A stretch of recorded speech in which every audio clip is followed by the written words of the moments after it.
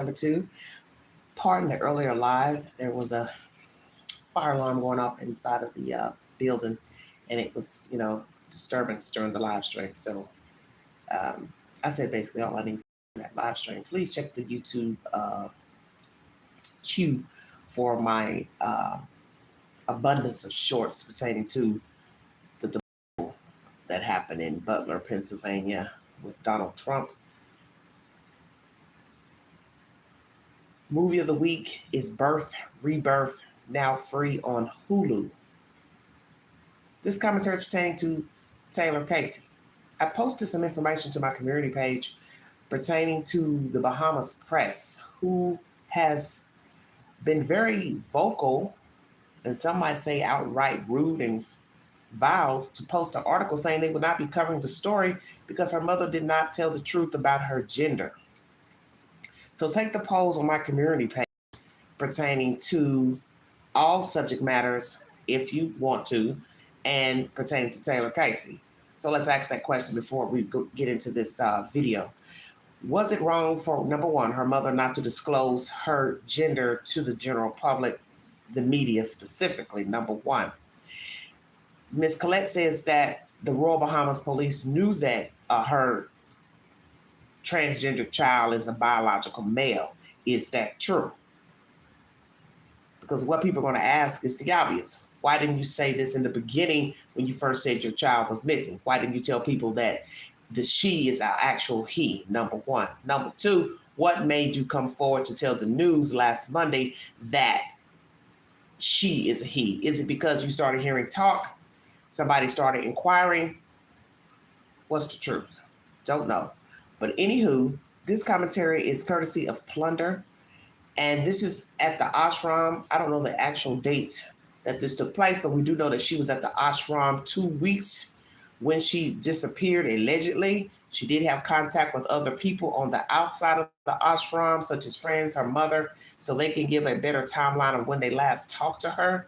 So allegedly we're putting this at the, I guess the 19th. And this commentary is during one of their yoga sessions, chants, whatever you call it, I don't know. But we're going to chop up her behavior, and you can decide for yourself what you think was going on with Taylor Casey and what actually happened to her. Thank you for joining me. Welcome to live number 2. This is The Vault XL.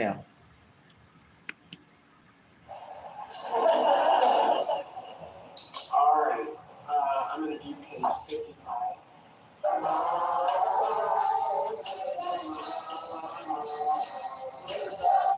Okay, something I just noticed when I'm editing this video. Did you see the way Taylor jumped when that woman approached her?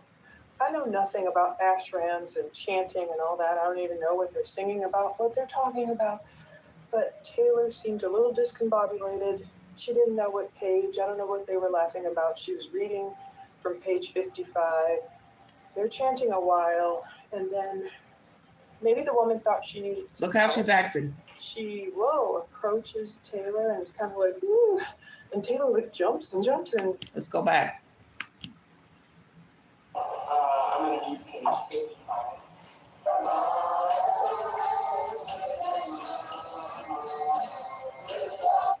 Okay, something I just noticed when I.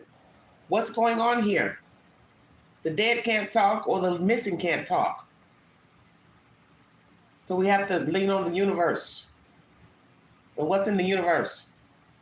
Pictures, photos, videos, and other people. So let's go there.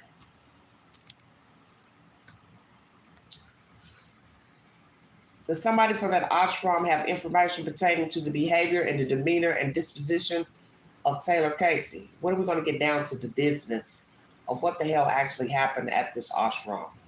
Because it's a day late, dollar short now.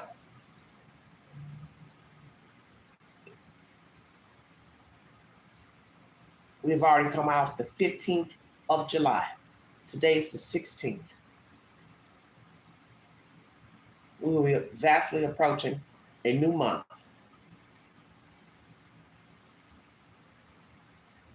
Hello, dear.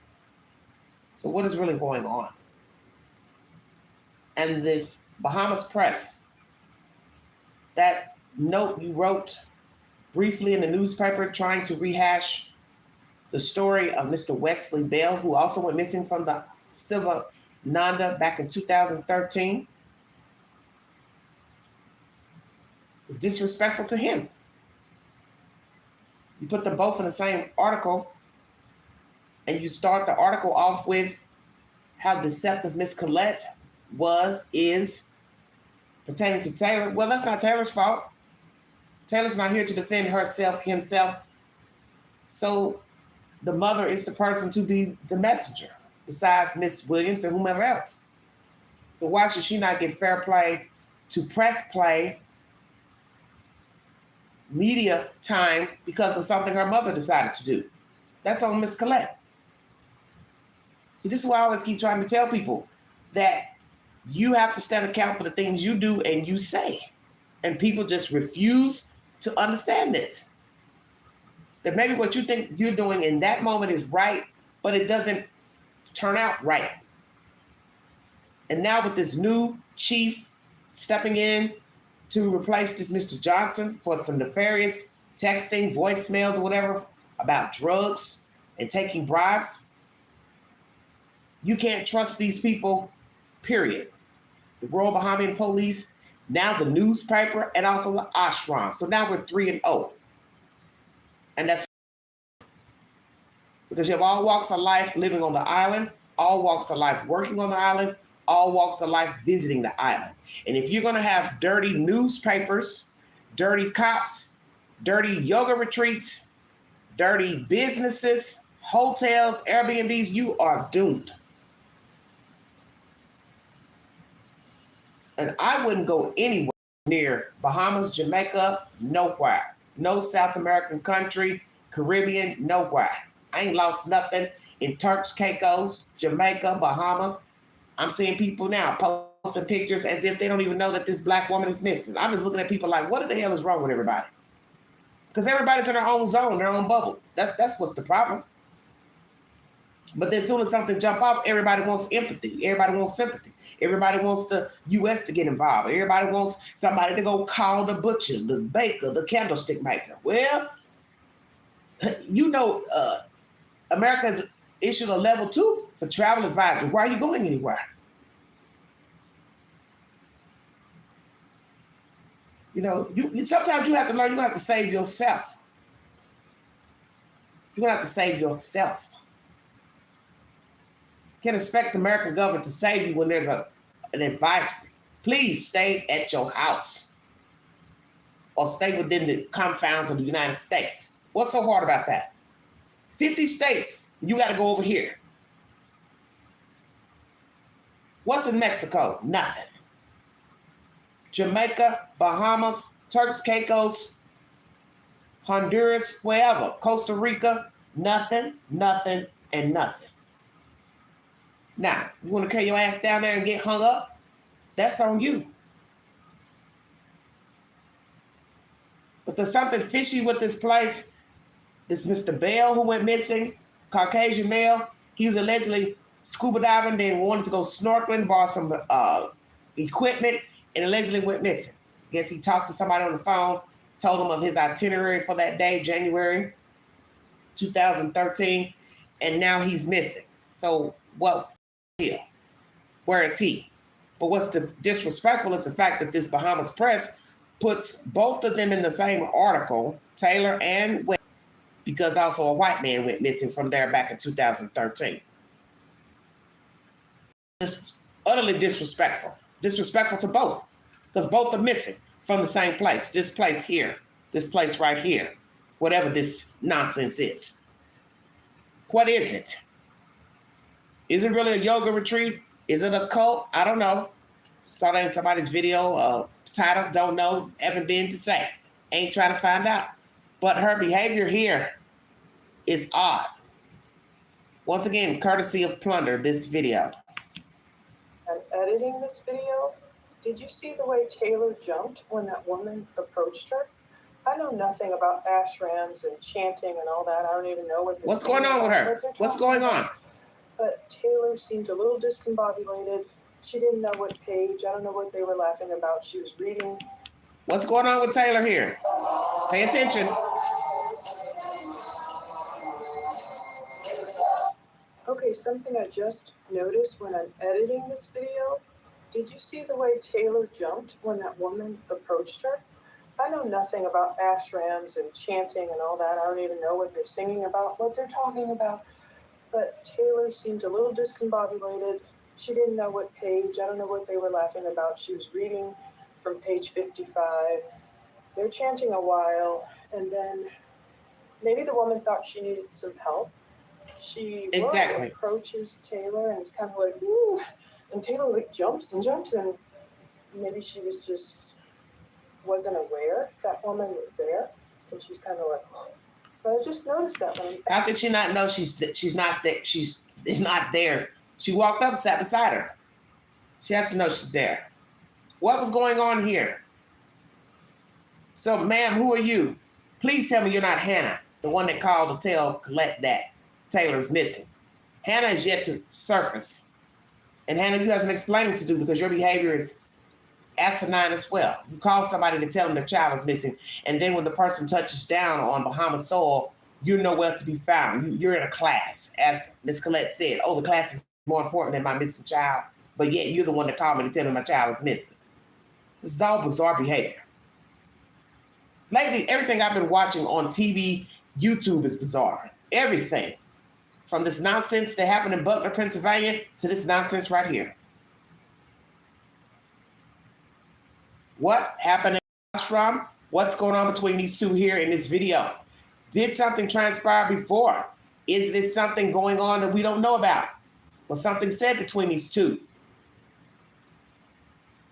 Was this lady with the dark hair and the braid, was she attracted to her? Did she know that that's a man? Stay woke. Because there's something going on here. Maybe the lady was interested in her, him. Maybe she thought it was a she and was attracted to she. Or she thought it was a man and was still attracted to a man. I don't know where I'm going with this. There's something going on here. And she knew that woman was right there. How could she miss her? She's sitting right there. But all that flinching and flinking and throwing her hands out like she's having a seizure. And maybe the woman was genuinely just going up to help her because she was shaking, holding the paper. Well, I'll help her, sing the song, make her feel more comfortable to have somebody on stage. So now you got to ask this question. Who told her to go up there? Did they ask her to read or did she volunteer? Number one. Is she used to public speaking? Number two. Number three, what the hell between these two? Because something is off. And she works with children organizations and the public. So what you have to ask yourself, how does she conduct herself when she's at work? If you're acting like this on a stage, how are you acting at your job? You have to talk to people at the job. She works for public service. She may not be staying on the stage every day at work, but you have to talk to people. Sit across a desk. Sit in a meeting. How does she conduct herself at her job? Because something is off here. I'm editing. Okay, carry on. You'll see the whole rest of the video I filmed earlier now. But, wow, what do you think? Why did she jump like that? Did Taylor not like to be touched? What's up with that? And the woman was all over her? This is getting weirder. Okay, carry forth. So now she's held in the paper. Leaning on her shoulder. So was that Taylor Casey's last video on June 17th? Or are there more videos of Taylor down at this SIVANANDA ASHRAM yoga retreat? Apparently, she'd been down there for quite a while, nearly the entire month of June. So what happened on June 18th? And most specifically, what happened on June 19th? I believe that's the last time she was seen, but I haven't found her yet in any other videos with the retreat going live. And that's the first time I heard her voice in that video, even though I told some people I'm not doing any more. So this young lady here says she couldn't find any more videos with her in them with them going live. So what you have to ask yourself, the date of this video And were any other videos going on after this series and the time? So what's the date of this video? Because allegedly she went missing on the 19th, if I'm not mistaken. That was Juneteenth here in the United States. So what was going on? You also see her looking about to the side like she's talking to somebody or trying to get instructions from somebody. Who is that person?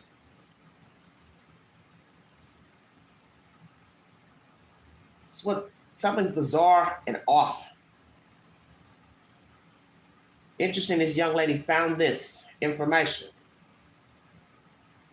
So now you gotta ask that question, do they their sessions? Or whatever this is. I don't even know what this is we're watching. What it's called. But how often do they film? Number one. What's the actual date that Taylor went missing?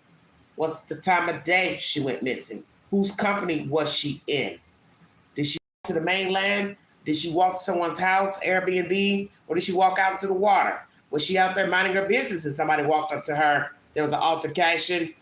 She dropped her phone, journal. Maybe she was at the beach writing in her journal, since they said her journal and phone were found together in the water. Could it be she was on the beach just writing, talking to herself, enjoying a peaceful day? Somebody came up, said something, there was an altercation, put her in the water, pushed her in the water, drug her in the water, dragged her in the water.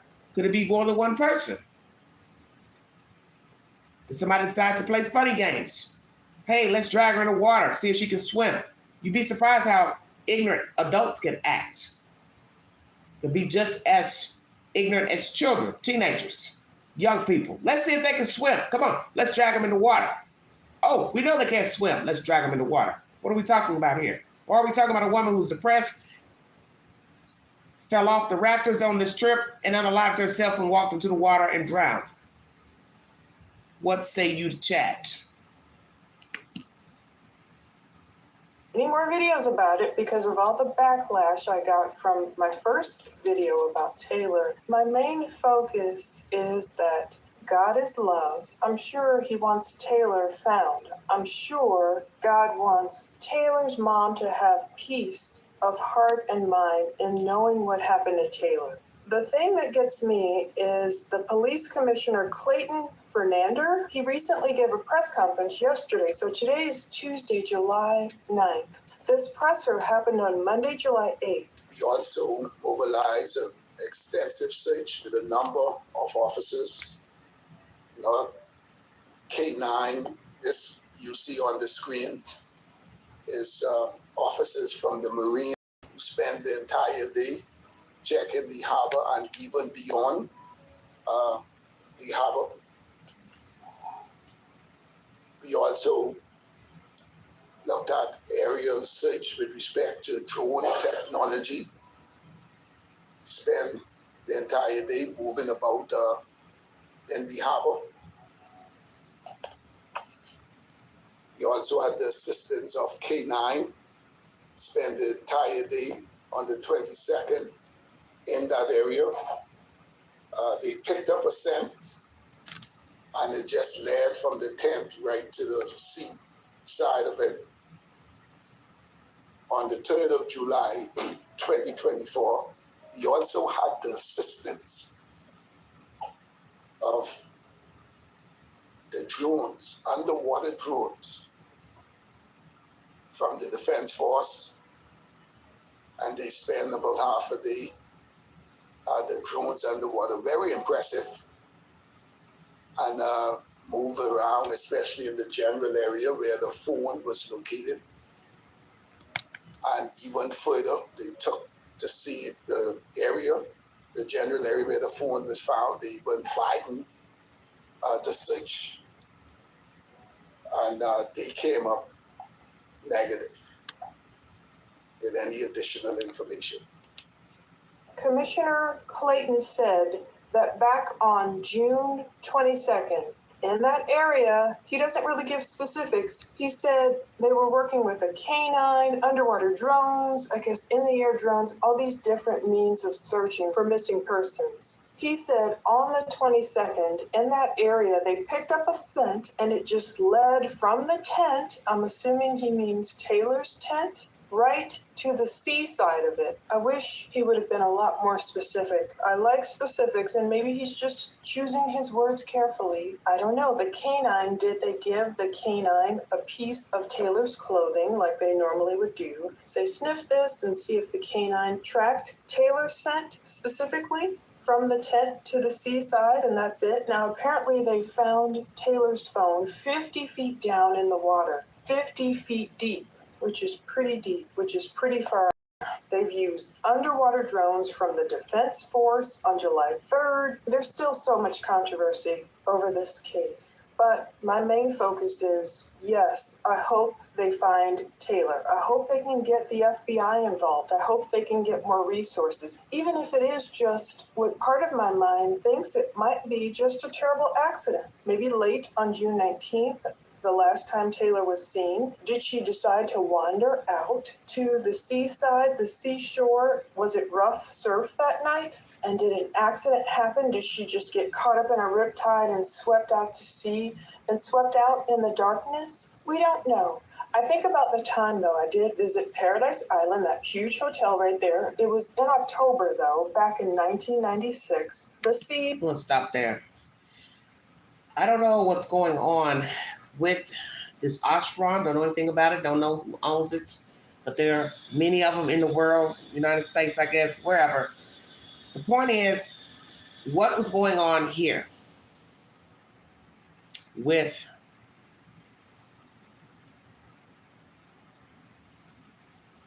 Taylor Casey? Why was she flinching? Why did she act the way she acted when the woman leaned her head into her shoulder? Did something go on between these two before? Some type of interaction? Was there some type of attraction this woman had towards Taylor? Could be. Can't say that it's not. We don't know. But the behavior is strange. Very, very strange.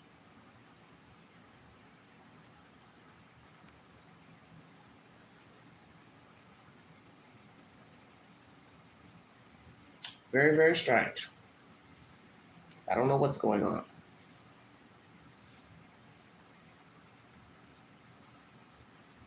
She probably got it off their site, off their website. People bored, that's all. I'm going live from the phone. So when you go live from the phone, you get this type of nonsense. You get these type of trolls. They don't have anything better to do.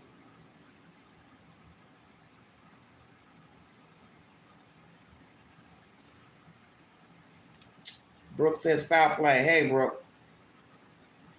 No. The mods, they don't work out either. They don't work out either. So she's chanting. There she's chanting, hitting her legs, singing the song, whatever they're singing. Lady touching her. She's singing. Maybe she's trying to ignore her. I don't know. Was there some type of interaction between the two beforehand? Okay.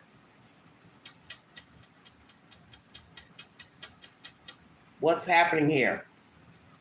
What is happening to Taylor Casey? Chanting, chanting, chanting, singing. What's going on? Don't know. Hello, Brooke. Thank you for joining me. Hope you're all well. Please check out my movie of the week, Birth, Rebirth, now free on Hulu. That's the movie of the week.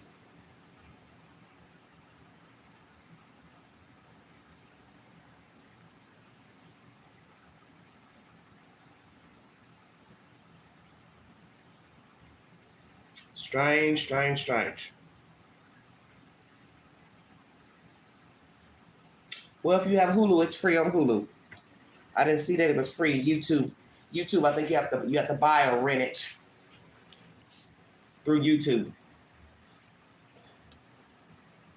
So you see, she's fumbling with the book. What is happening?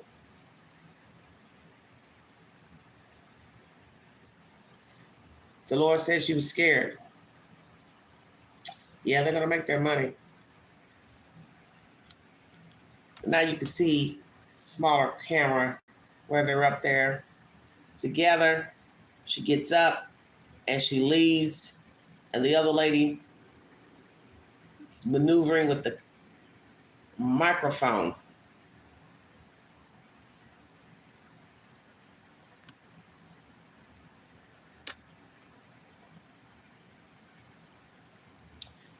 Brooke says she looks uncomfortable. Well, I don't.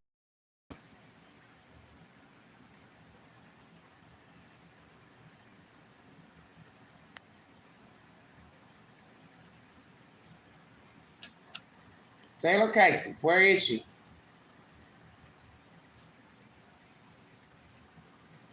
Let's go back to the beginning.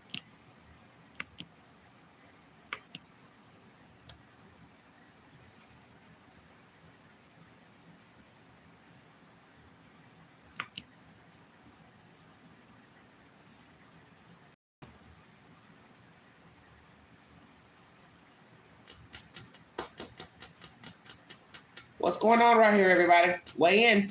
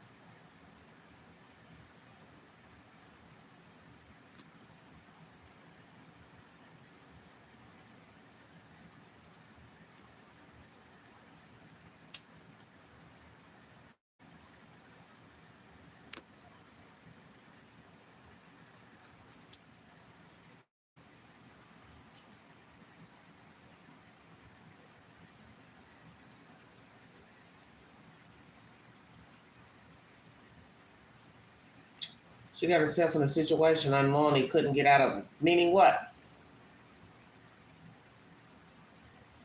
I'm surprised that video isn't in more places. Family hasn't addressed. Well, I don't know.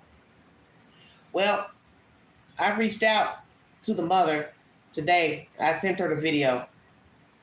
Don't know if she showed it. I've also sent it to News Nation.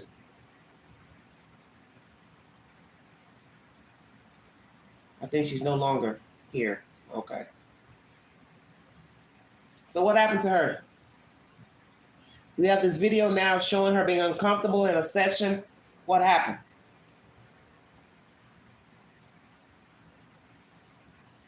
She didn't know these people. Seems like she was targeted. Okay? Targeted how? If you hadn't seen this video, would you still say the same? She was targeted.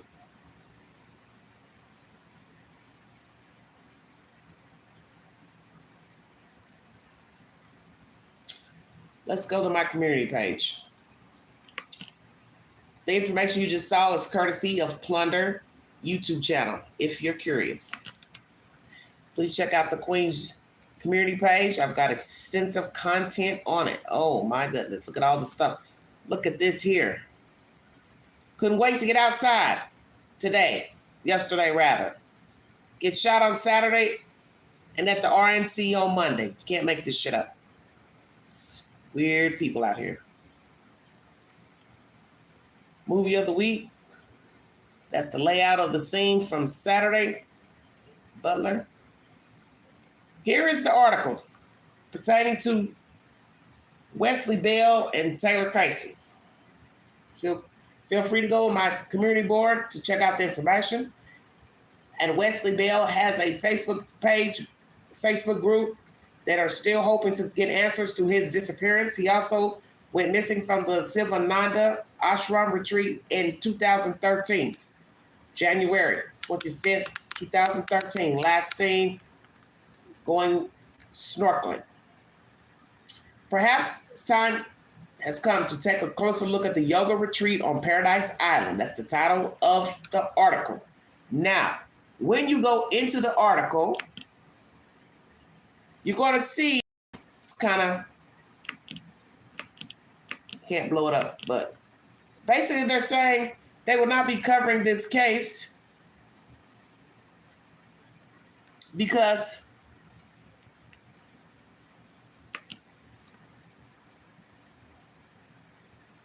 the mother lied about her gender, Taylor's gender. That's what this article is saying. If you can get in close to see. Hold on.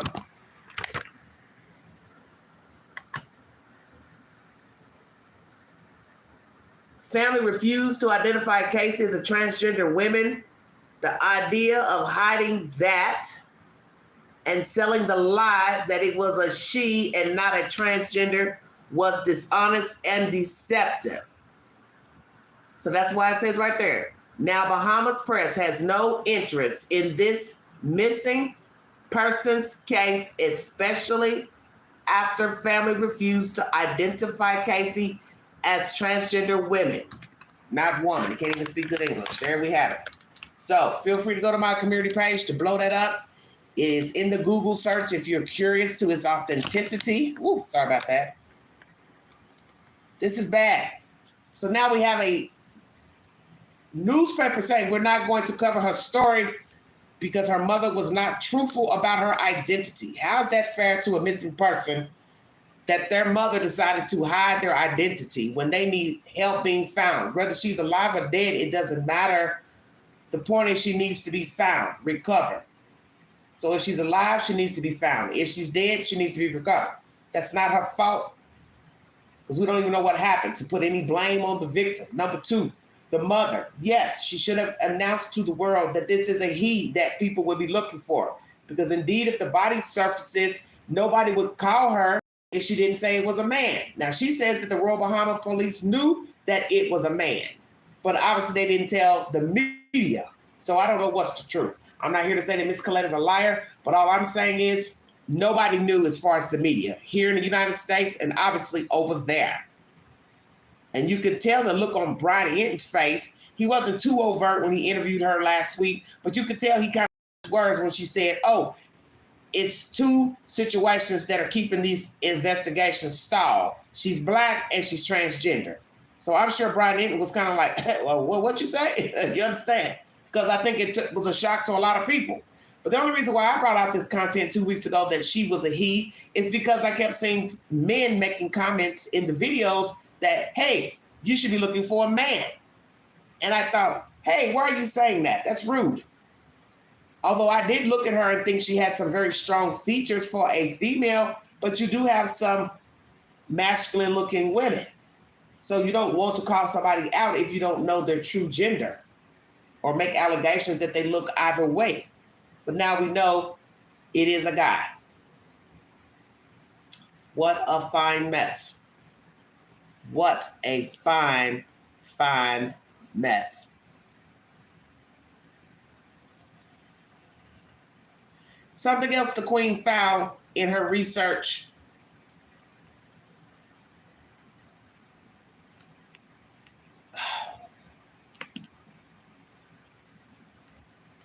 Well, in the video,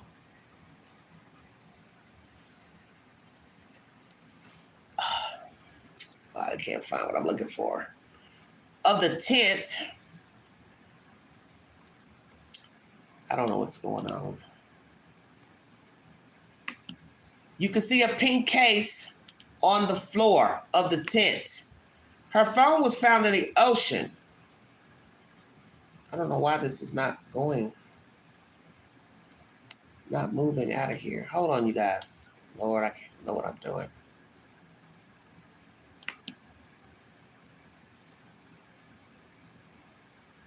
How did the phone get out of the case? Does she normally take her phone out of the case? Most people probably would not take their phone out the case. I do, only because it's hard to work the buttons on the side if I use it while I'm doing my live streams to play content. But most people wouldn't have a reason to take their phone out of their phone case. So what I'd like to know is, why was her phone case on the floor of the tent when the mother and friend filmed the state of the tent. Did she normally take her phone out of the case? That is something else I am curious to know. I'm just strolling my community page because I want to show you something. Got a lot of content on here. A lot of this is about Donald Trump, so just bear with me. A lot of questions. Take the polls. Be counted. Let's see. Once again, Shannon Dowdery has passed away at the age of 53. If you did not know that. Woo, look at all this stuff I got on here. Lord have mercy. Here we go.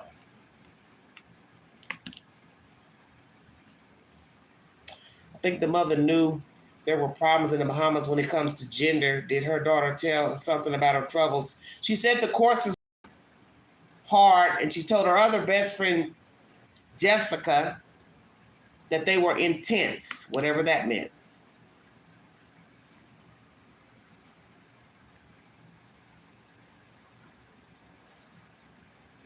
Hold on, everybody. Show up for her yoga class. Since then, some of her personal belongings have been found. NBC's Maggie Vespa spoke with Taylor's mother, who says this has all been a nightmare. I need them on the island to act like it's their child that's missing. An American mom whose adult daughter disappeared from the Bahamas is sounding alarms and sharing photos of the tent where she says 41-year-old Taylor Casey was staying, showing her bed and Bible. The Chicago Youth Program Director vanished. Let's go back. Where she says 40. Right there. Right there is a pink case. Pay attention. Right where that fingernail is. Right there, everybody. The pink case is right there. Did she normally take her phone out of her case? Because most of you probably do not. Look very closely. Down in the floor is a pink phone case. And it's rather big, so it possibly belongs to an iPhone.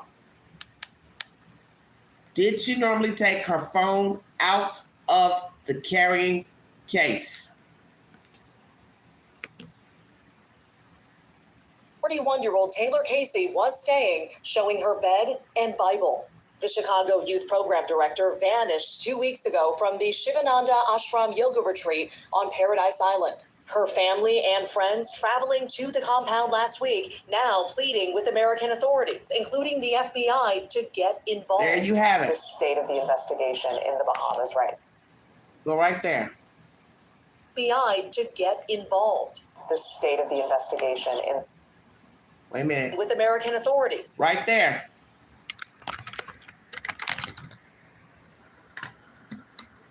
What is that down there on the floor? That is a pink case belonging to a phone. You need verification for this video? WRAL is the source. Latest on the Taylor Casey search. So you can get a better view. There you have it. Bible, little bitty tables. Right there when you zoom in. That is a pink iPhone case. Right there is the cutout, which would be where your camera would. You go, Queen. Queen Page.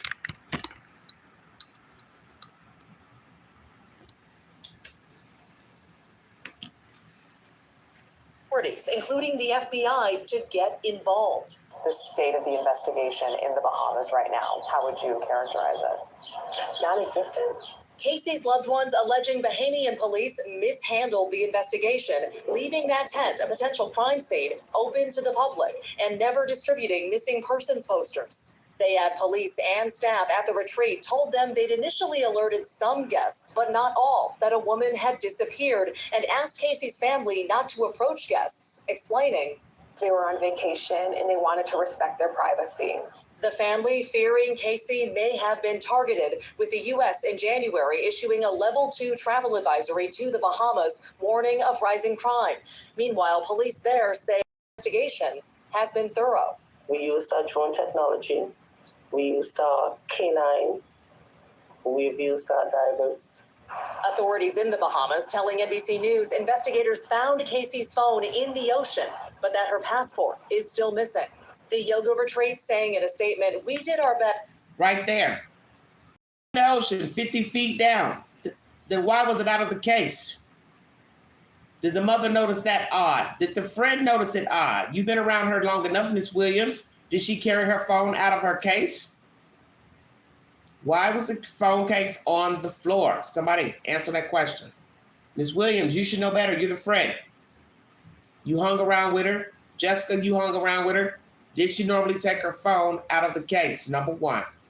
Phone found 50 feet down because they said they used technology. Is that true that they found her phone and journal in the water? Did somebody throw her journal and phone in the water? As I said, was it rough play, horseplay? There were some words exchanged. Somebody drowned her on purpose, or she went out there to drown herself. See, we don't know because we don't know her. And most people would say, well, who would travel that far to kill themselves? Because that's what I said to myself. I'm not going to spend thousands of dollars to go unalive myself. And her mother and friend says she spent too much money on the trip. For the trip, she wanted to teach yoga. They could not see her walking away. And that is what the police has told them, is that she left on her own volition. Then we have the ASHRAM saying the same thing. She was leaving to come back. So they're both in unison. The ASHRAM and the police saying the same thing. She left on her own. Then she left, she was coming back. Well, which is it? What proof do you have she was coming back? Oh, because she left the stuff in the room? You don't know what to believe. A lot of he said, she said. Best to provide Casey's family with support, meeting with them along with the police and U.S. Embassy representatives on 2 occasions, adding they're providing guests with regular updates about the disappearance, and guests were encouraged to speak freely when Casey's family visited. Well, Colette says that is not that true. Family growing more desperate by the day. Miss Colette says you all were trying to hinder them from talking to the guests.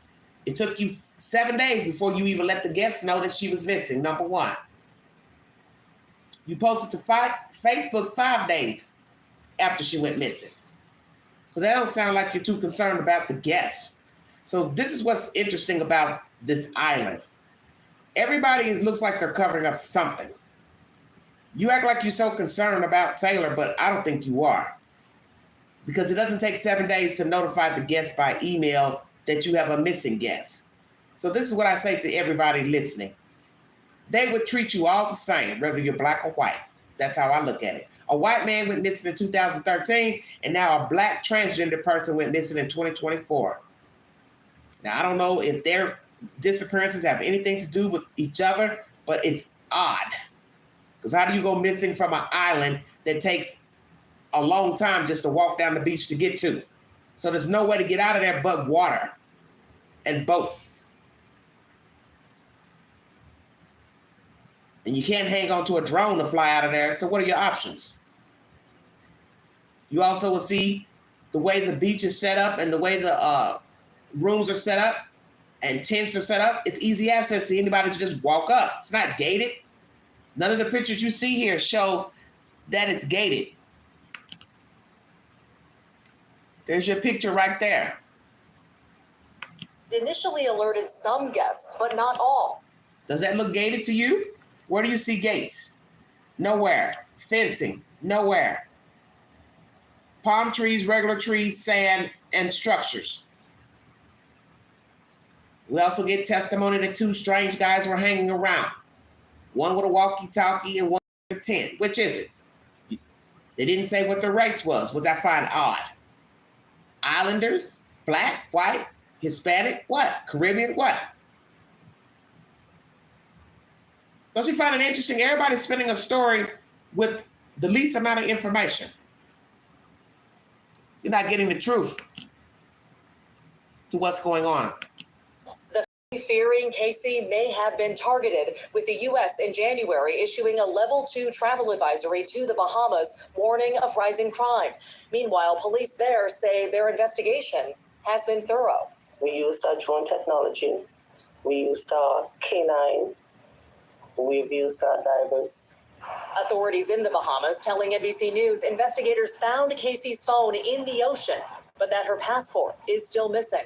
The yoga retreat saying in a statement, "We did our best to provide Casey's family with support, meeting with them along with the police and U.S. Embassy representatives on 2 occasions," adding they're providing guests with regular updates about the disappearance, and guests were encouraged to speak freely when Casey's family visited. That family growing more desperate by the day. What do you think happened to your daughter? I have no idea. That's what I'm trying to find out. Please, please, people, help me find my child. That was Maggie Vespa reporting. A State Department spokesperson says it has been closely working with Bahamian officials on the case. The FBI had no comment.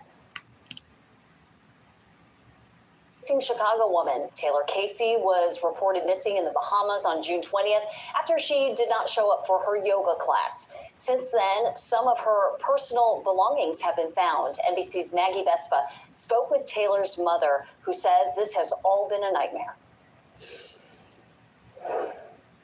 I need them on the island to act like it's their child that's missing.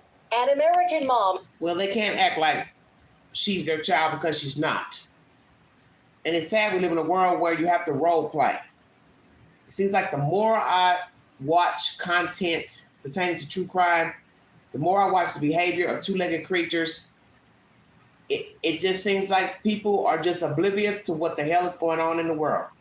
Nothing affects them because it's not their problem. It's not their day to care. It's always role play. Nobody should have to role play with you. Hey, put the shoe on the other foot. You should have something in you at some point in life to feel something for humanity. Now, we're not going to always empathize and sympathize with a person in their situation. And then people will still, judge you. Well, why don't you feel bad? Why don't you feel sorry? The point is, who she chose to be, that was her choice. He, she, however the pronoun is, the point is the person is missing.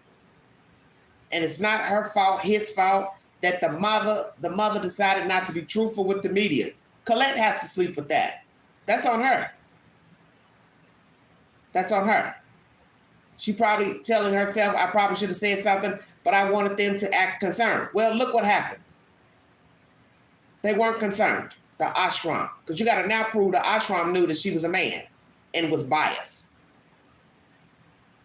And if you told the police, Johnny on the spot when you got there, she's a man, then they had the fortitude to either be interested or not interested.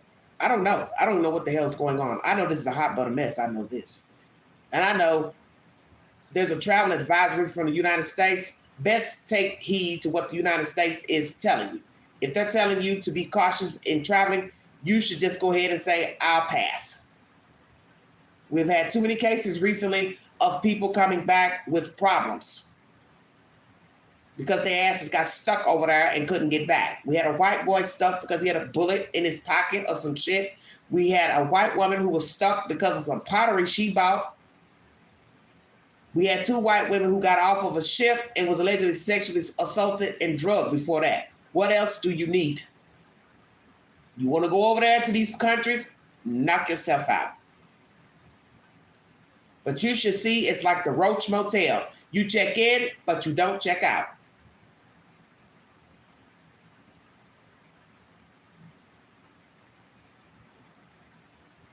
Then you had the older white couple that had cylinder blocks or something tied to their feet and thrown off their boat, and their boat was hijacked. You better wake up.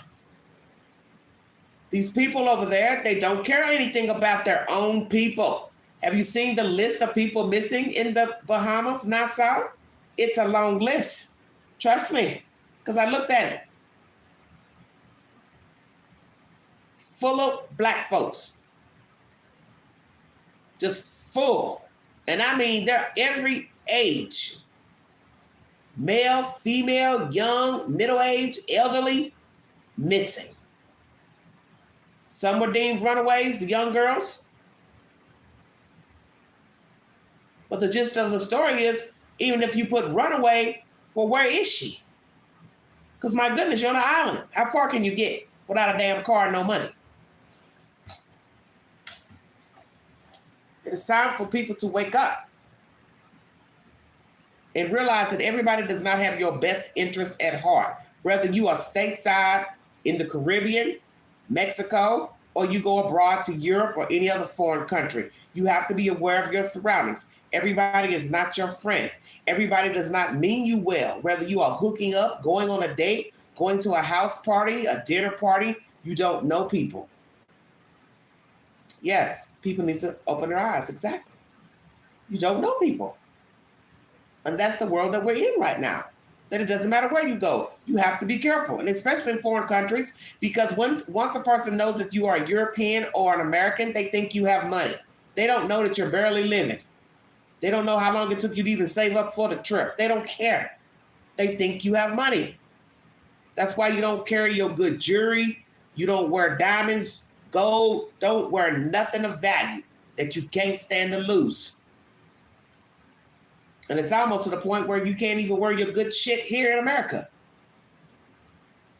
But you definitely don't need to be going up overseas in your good jewelry, ring your mother, grandmother gave you. I wouldn't even wear my wedding ring over there. Hell no. I wouldn't wear nothing. I'd wear costume jewelry only. And even if it was some fancy looking costume jewelry, those fools might not know this is not real. You understand what I'm saying?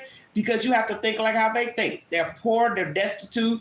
The people are desperate over there. And you have men on the grift and the grind, and you have women on the grift. So you can't even trust a smiling face, be it a woman or a man, because they work in teams. They can work solo.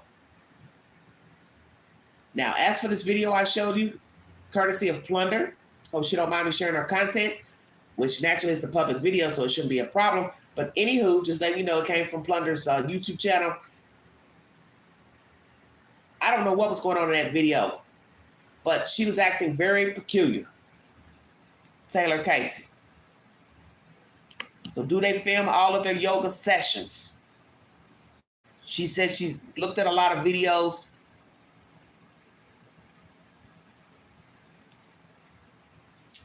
That is the only one she saw Taylor Casey in. Let's go back to this and then I'll check out of here. Thank you for joining me. We're almost 1 hour in. Real life is... Brief commercial. Thank you all so much for joining me. Brooke says, I think she was targeted. Tell me why. Why was she targeted? Targeted why?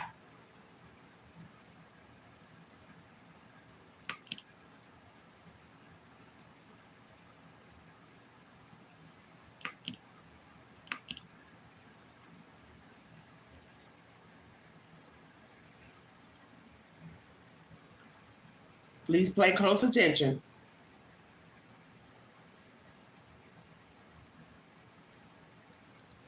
What was going on with Taylor here? Look at how she's acting, flinching. What's going on?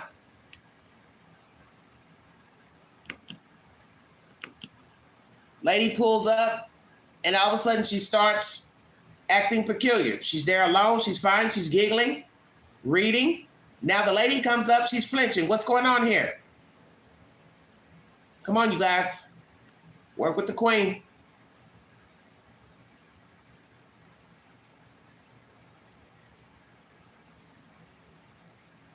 No, tell me what's going on in this video. What does her identity have to do with what's going on in this video? Pay attention. What is going on in the video that day? Come on, you guys. She seems fine. She's talking. She's laughing. What happens when the white lady walks up? What's going on?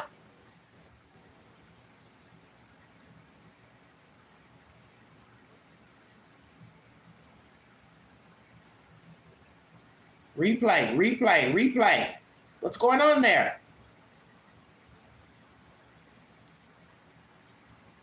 Scared of what? What is she scared of? She's in a room full of people. She was laughing and joking until the white lady walked up. What's going on? See how she's flinching? The more the woman leans in, she's flinching. Look at her. Come on, you guys. Put your thinking caps on. See? She's fine. She's talking, laughing.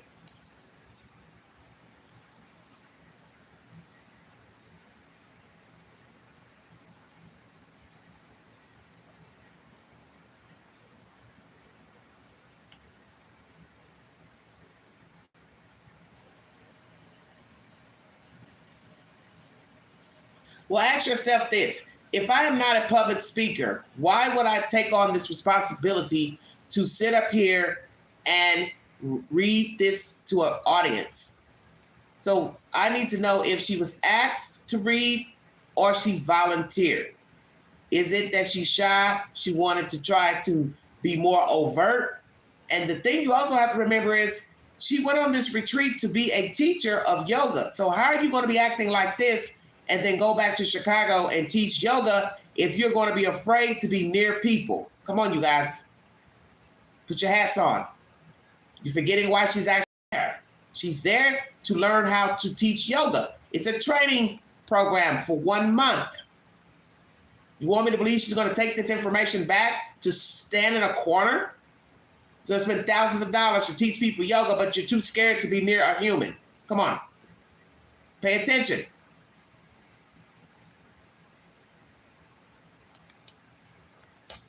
She felt something. I wish a stranger would lean into me. Oh no, all the South Side would come out.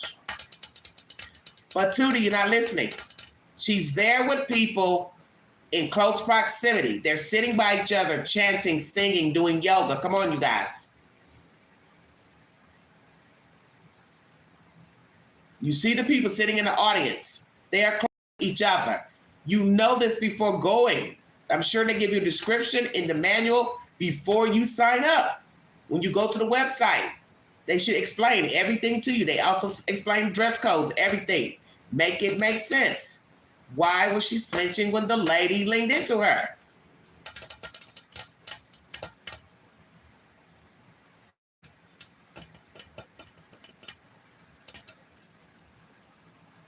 Nobody's got any ideas.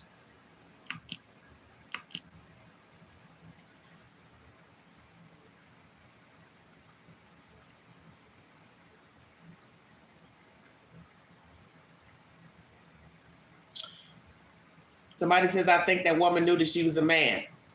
So did something transpire before the yoga session? Did they have words? Was something said to her? Who was the lady with the long hair? What is her role there? Is she a spectator, or is she staff, or is she a teacher? Who is Hannah?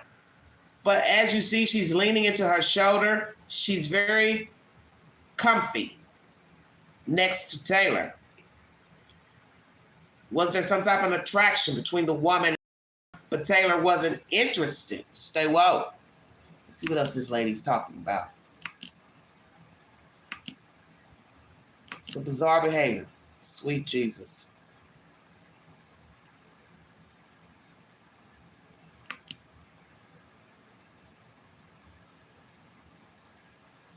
Very odd, very odd.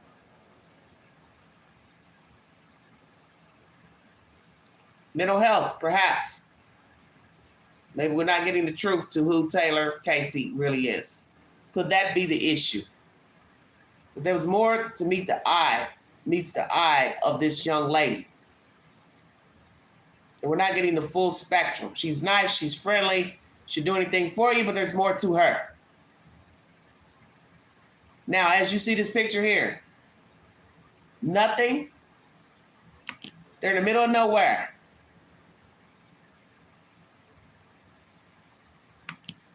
Nothing gated. Nothing keeping you from walking from down the beach, either direction, I'm sure, to just walk up to the ASHRAM, as I've tried to tell a dodo bird in the live stream. It's wide open. No barriers. It's an island, for God's sake. It's not a damn Airbnb closed off. This is the layout of the place. Obviously.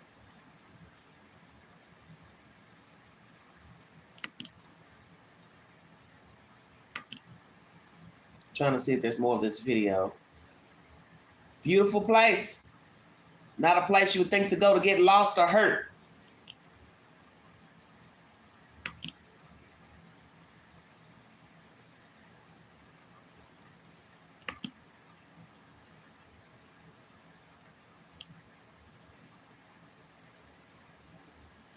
Exactly. The tent, where the tents were.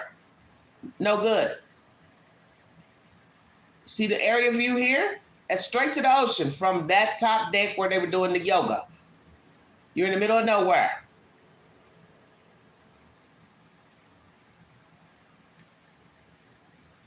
Anybody can walk up, looks like to me. Mother and friend walked up, didn't hear it, it was barricaded, they couldn't get in. Brian Eden showed up with a camera. He walked right up to the same stairs that the mother and friend walked down when they were leaving the place. Let's keep it real.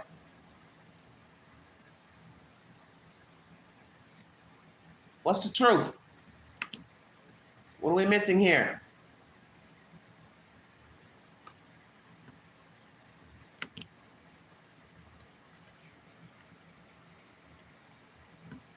Hold on, everybody.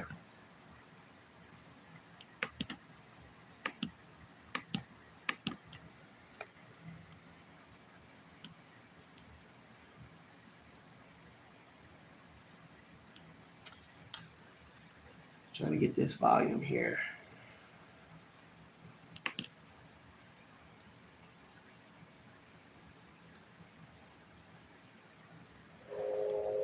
A kick in the face.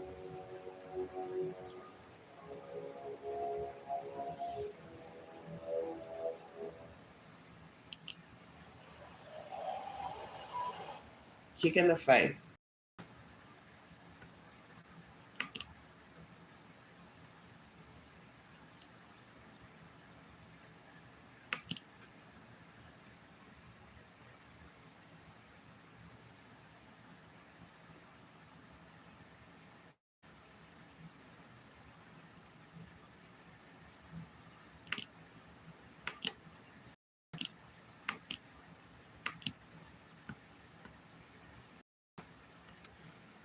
FBI lead the investigation. What's also troubling is this report from the ASHRAM yoga retreat, kind of going a bit too far, in my opinion, to just blame it on Taylor. Now, whereby they could be right, we have no idea. They're going to say how evidence suggests Taylor just left the ASHRAM on her own, almost like, let's wash our hands of it.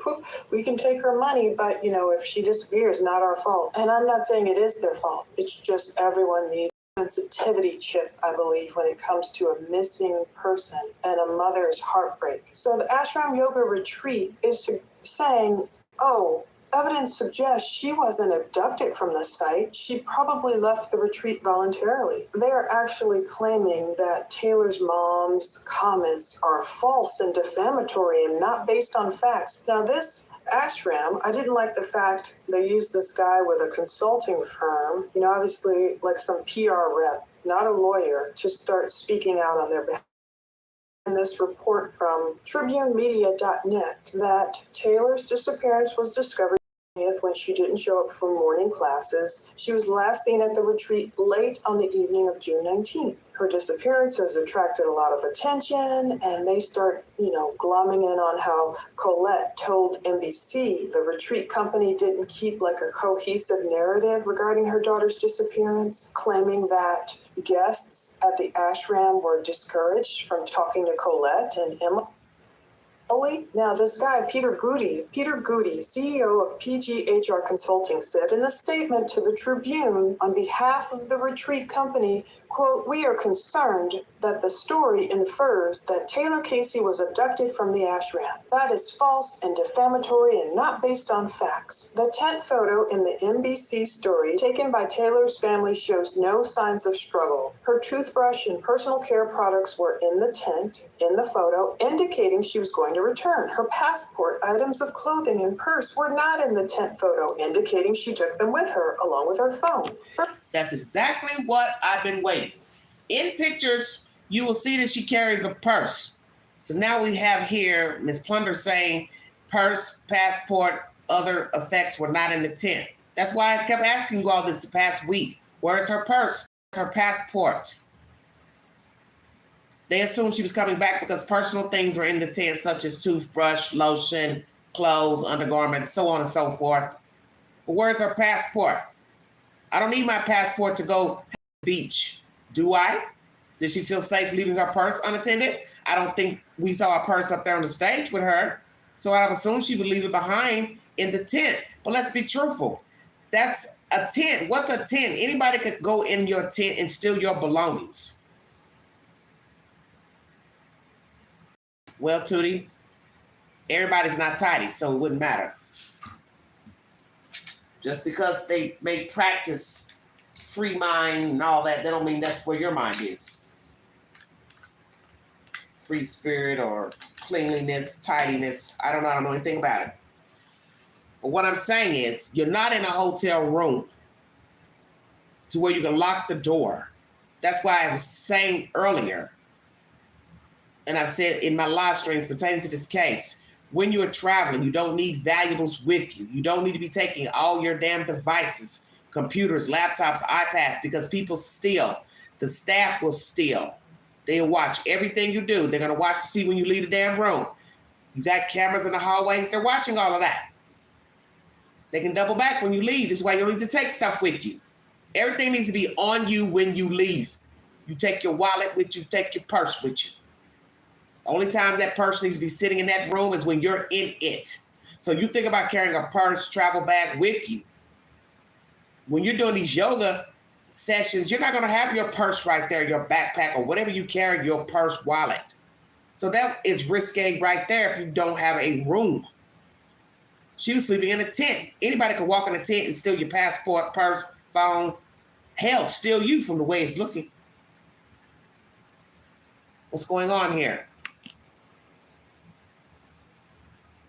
First of all, just because you see no obvious signs of struggle does not mean a person was not abducted. Exactly. You know, if we're going to talk true crime here, if a person came in that tent and held a gun to Taylor's head and said, walk out right now or else I'm going to kill you, she may have walked out with the person. Now, again, there's so many different scenarios. Is that likely? Maybe not. But you can't say just because you see no signs of struggle, that means a person left voluntarily. In summary, it reads, these facts, all of which are within the NBC story, indicate Taylor left voluntarily. So they're trying to hone it in that Taylor just left on her own. Again, very good point.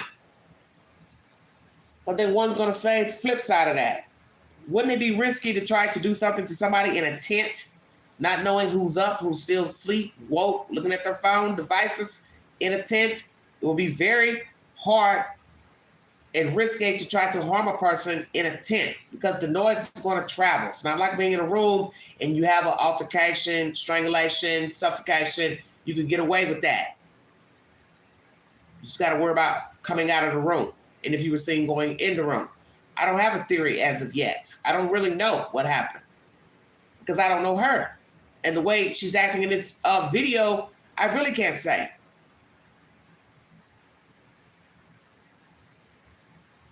Because every time I try to come up with a theory, there's something that always debunks the theory. Such as she went to the mainland, got hurt, then having her phone and journal get in the water. Because that's too far of a walk for a person to come back to dump her phone and journal. So that means they got to now sneak up into the tent area, take her journal out, throw it in the water along with her phone, then walk all the way back up to the mainland. That's too much work. So that's debunked. That it's a person from the mainland. If I'm to believe her phone and journal were actually found in the water. It's easier for somebody at the ASHRAM to have thrown that phone and journal in the water. Checkmate. Because what reason would a stranger have to throw the journal in there? They don't know her. She has no reason to write anything about them, and she just met him, so there'd be nothing in there incriminating. So who would have more to gain by throwing a journal and a phone in the water? Somebody who's dealing with her right there at the ASHRAM.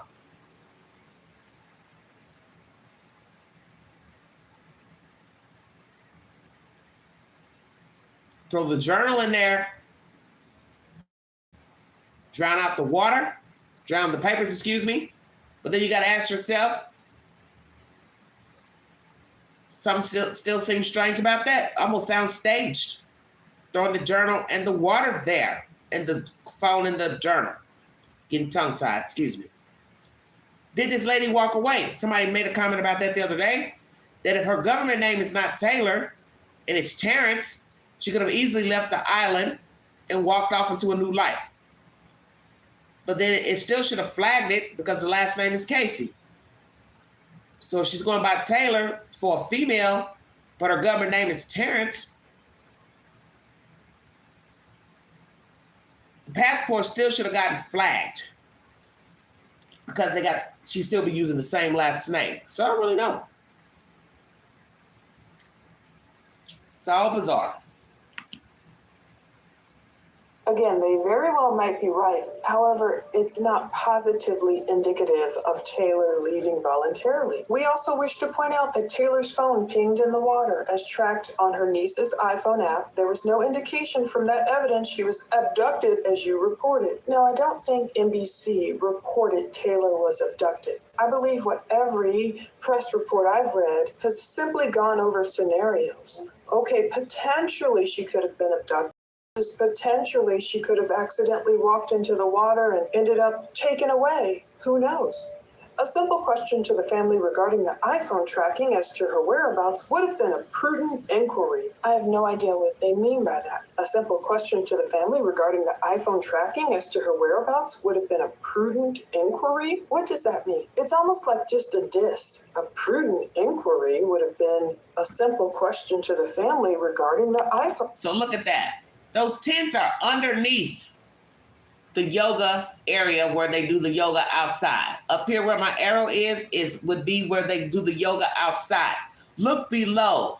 Tents are under there. Anybody could walk down the beach and walk right up under there and walk up to your tent and hurt you or so. Stay woke. Maybe this is somebody from the ASHRAM that hurt her. Because the more I look at this video of her behavior, something was going on at the ashram with this lady or other persons, them not wanting to talk to Colette when Colette got there, the woman who called didn't talk to her when she got there, the journal on the phone found in the water. If that's true, this looks like an inside job. Either somebody from the inside hurt her, or she walked off in the water, drowned by mistake, or she unalived herself. Take your pick. I don't think it's some random person that walked up to the beach. I don't know. Because what won't add up is the journal and the phone in the water. Why would she have her journal with her? If she's going to meet somebody for a date, go have coffee, they're not going to walk all the way down that long-ass beach to dump no damn phone and no journal. But why would I carry my journal with me? So you got to make it all make sense. Why is she going to be walking around with a journal? That's something you leave behind in your room. That's why the theory of it being some random stranger just walking up don't sound right. Unless she was outside with the phone and a journal. And maybe they tried to assault her. She fought, tussled, and they drowned her in the water. But you would think she'd float back up. Even if they tried to weight her down, she would float back up. I would assume. iPhone tracking. I don't know. If you're dealing with like a grieving, heartbroken mother here, I don't know why make flippant remarks. Because the ASHRAM, of course, is concerned about visitors still coming, paying thousands of dollars and collecting that revenue each month, I'm sure. They don't want anyone to think it's a dangerous place, and maybe it isn't. It's only a level 2. Now look at those tents. They're outside. I still have a trip planned to different... So as you see, everything is of nature. There's nothing boarded up, gated up. For the smart ass that was in here trying to tell Queen like it's a private island. The island is an island, period. It's a fucking island. The Bahamas is an island in itself. But as you see, this beach echoes for miles, and you can walk onto concrete to a resort hotel.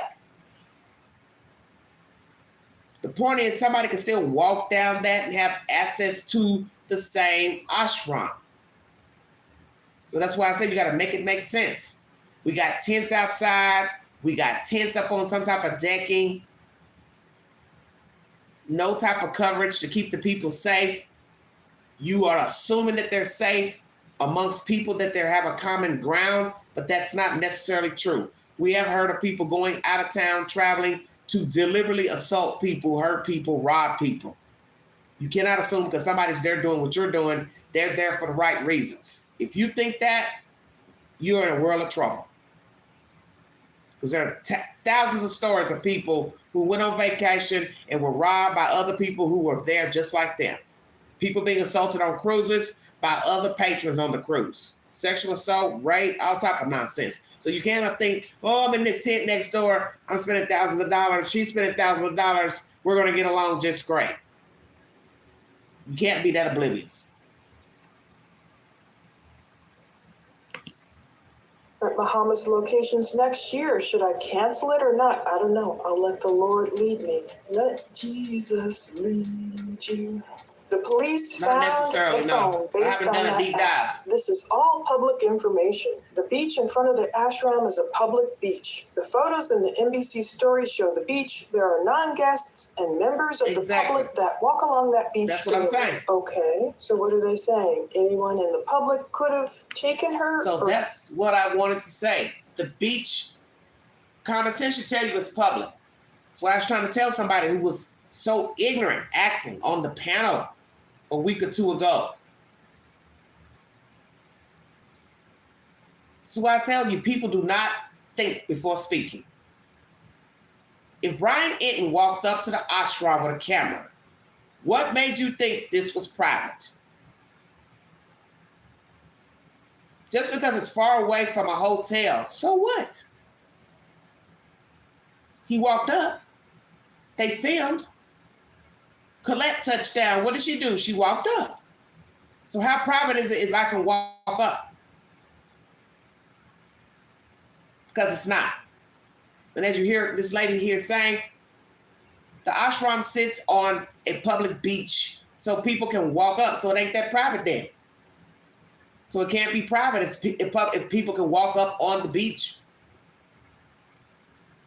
So that's where you have the problem, because you're never going to be able to put this together until somebody comes forward to tell the truth about what happened to this woman, her demeanor, her actions, conversations. And if nobody from the is willing to be honest, you are never going to get to the truth. Number two, you need surveillance on the ASHRAM property to show her comings and her goings. If she walked away from the tent, are there cameras near her tent to show she went in, she came out, and then you don't see her anymore going back to the tent. So you don't have nothing. Sid took it from her tent to the water. Niece says water pinged, phone pinged in the water. But then, like they said, it could be off. It could be pinged at the beach, not necessarily in the water. So you don't know what to believe. He said, she said about two different men walking around. One with a walkie-talkie, Celtics hat, blah, blah, blah. So you don't know what to believe. Because these people have not been forthright, in my opinion. I don't think Miss Colette lied about that. I don't think Miss Williams lied about that. So you got to use deduction with what you got. But right now, everything is he said, she said. Coming from the ASHRAM and coming from the police department. We now have a dirty chief who's been put on garden leave. That's not helpful. Because we don't know what his hands have been into and what other police officers' hands have been into. Because if you're doing one thing dirty, you're doing something else dirty. And that's how I look at life. And I think anybody with common sense would know that. And you don't know these ASHRAM people, you don't know the patrons, you don't know the people running it. And as you see, there was something quirky going on between she and this white woman. The white woman leaning into her, trying to hold the papers. She's, wigging out. What the fuck is going on here? Because it's not adding up. You're going down there to get training, but you're wigging out because somebody is sitting next to you? Come on, you guys. And she works in the public spectrum in Chicago, working with youth. So you're by people all the time. You got to sit alone and talk to somebody in a room. So what are we saying? She didn't want somebody sitting right up under her, but you could sit 5 feet from her. Make it make sense. Or gone with her, or what? The statement Taylor's family and friends sent to NBC claimed a retreat participant recalled that an unidentified man in a Celtics cap who claimed to be from Chicago, approached Taylor and followed her onto the compound, expressing interest in yoga classes. The retreat said it followed up with that participant, and that person said they made a mistake identifying the man. The man is from Atlanta and was staying next door at the Atlantis Resort. This is what Mr. Goody said. He was simply taking a stroll on the beach and was interested in knowing more about our yoga classes. We often have inquiries about the yoga retreat for guests at Atlantis. So the person made a mistake in what regard, saying he was from Chicago, just like Taylor, when he was actually from Atlanta. Okay, so who was that guy? Once again, I don't know where she's getting all this information from. So here we go once again. He said, she said, mistaken from Atlanta to Chicago. How can you confuse Chicago with Atlanta? Help me understand. Two different regions. Can't mix those two up. Unless you're making up shit. So he walked all the way down that beach so he could see about a yoga class. Nice walk. Brian Hinton told us that. He said, you can't get here except for by boat or walking down the beach. Yet nobody wanted to believe that. I said, well, damn, Brian Hinton is on the beach. What are you going to lie about it for? Because I said that too. How do the people get to the ashram with their luggage? See, what I don't like about this story pertaining to her is the obvious. Everything is he said and she said.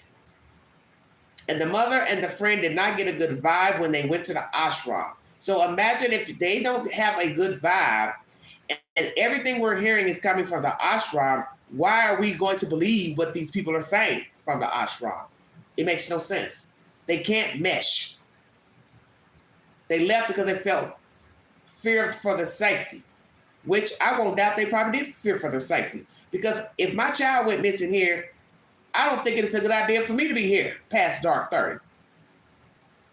And I definitely wouldn't have went down there alone. She did the right thing by going down there. Should have took a man down there. Don't know if they took a man or not, but a man is definitely what you need to take with you anywhere you go. Especially going to the islands. You take a whole damn man. This is some bizarre nonsense going on with these people.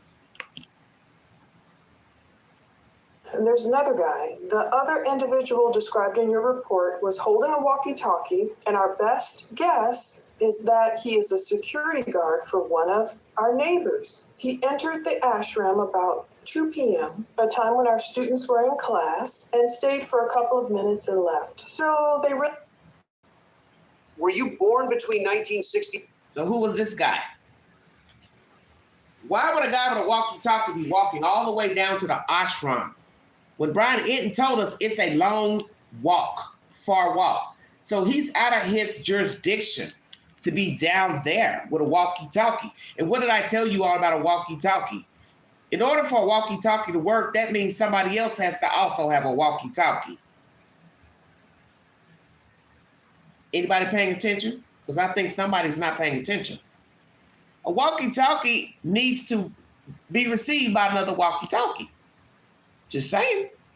So who was he going to be talking to all the way down there at the ashram if he worked up at the Atlantis? Makes no sense.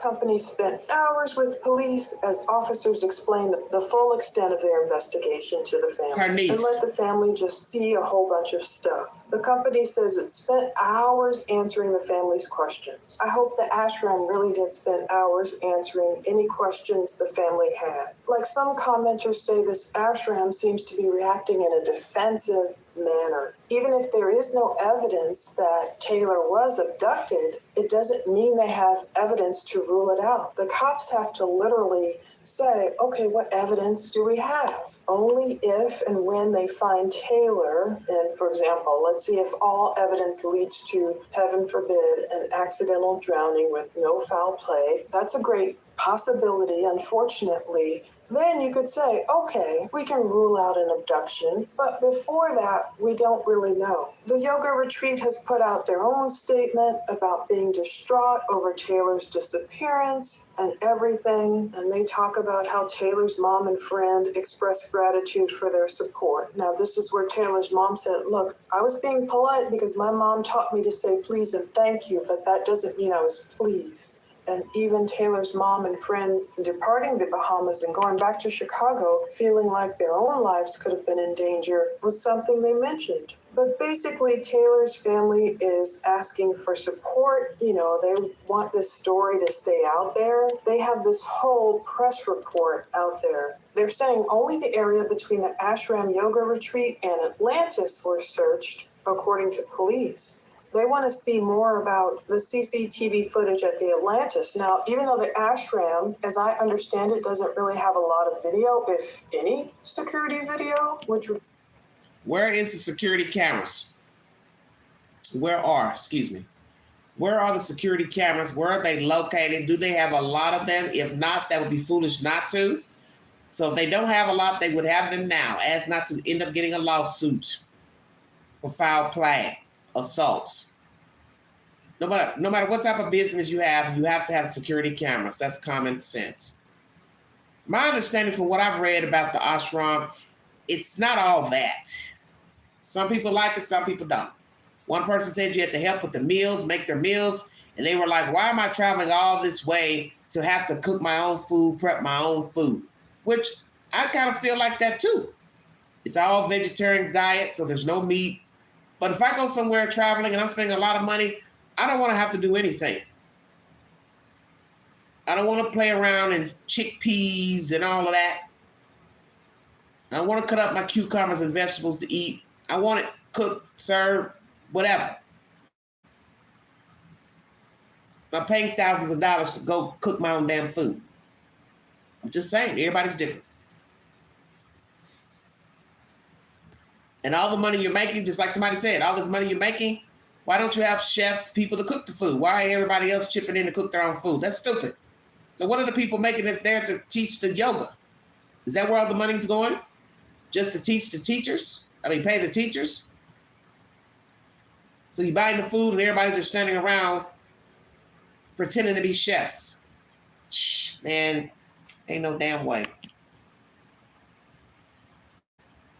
Which would be kind of weird, but even if they don't, if that's true, if they don't have any, Colette said, I believe that Taylor's phone may have more information, but unfortunately they can't obviously retrieve it. But the police also informed Taylor's team, basically, that Atlantis security were the ones who reviewed any CCTV footage. So Emily said, we were told that a description of Taylor was provided to the Atlantis security and that they were the ones who reviewed CCTV footage. What we took this to mean is that the detectives themselves did not review this footage. So did people, Atlantis employees were the only ones who reviewed the footage? And I know it can be a lot reviewing video footage. Did the detectives review the footage at all? So again, these two mystery men, one who allegedly was an Atlantis guest from Atlanta, just curious about a yoga retreat, following Taylor onto the premises. What happened there? I don't know.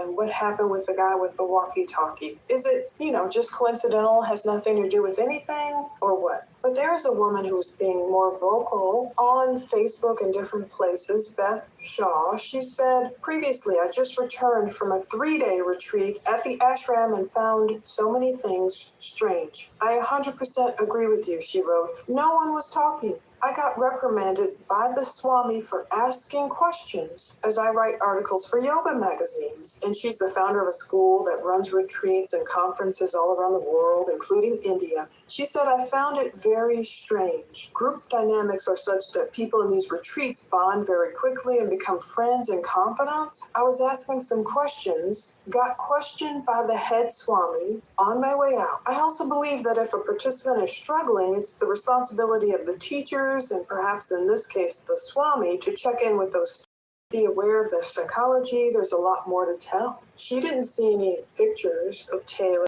just some small black and white typed note on the bulletin board, along with 12 pages of information on retreat events that they were having. It was basically buried at the bottom of a bulletin board with no photo. I don't know what. So that should tell you something right there, that the priority is just to get your money to dance around and chant bullshit.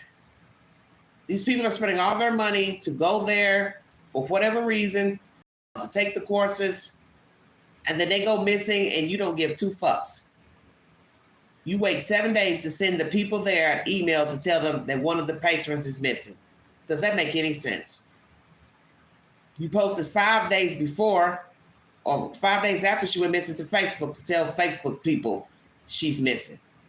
But then you waited an extra 2 days for people who are right there with her. Do the math, everybody. Now you hear some woman named Beth saying the Swami was questioning her while she's asking questions. So Beth, what were you asking exactly? See, this is why I always tell people, I like things to not be open-ended. If you tell me a story, break it down. What did you ask the Swami, Beth? What type of questions were you asking? Were you asking questions pertaining to yoga? Or were you asking questions pertaining to something else? Because what people are going to find suspicious, why would they question you if you're asking yoga questions? Or were you just asking too many damn questions and they just thought, what the hell is she up to? I don't know, because it's open-ended. Look at the tents. They're outside. So we got random men walking around or people just walking up to the ashram, being nosy, meddlesome, whatever their motivations are. You could easily just walk up to these tents and just crawl your way in with a complete stranger, if you get my drift.